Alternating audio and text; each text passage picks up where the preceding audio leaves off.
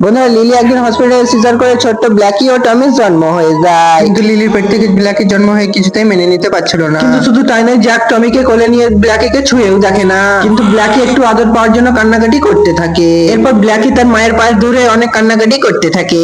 তাকে কোনো দুধ না দেওয়া টমিকে সেই দুধ পেট ভরে খাইয়ে দেয়। শুধু তাই নয়, ব্ল্যাকি কালো বলে তার বাবা ঘরে না রেখে বাইরে জায়গা করে দেয়। এভাবে ব্ল্যাকি একটু বড় হলে পুরো বাসার কাজ কাম করাতে থাকে। এদিকে টমিকে নতুন স্কুল ড্রেস কিনে নিয়ে তার বাবা তাকে সাথে নিয়ে স্কুলে যেতে থাকে।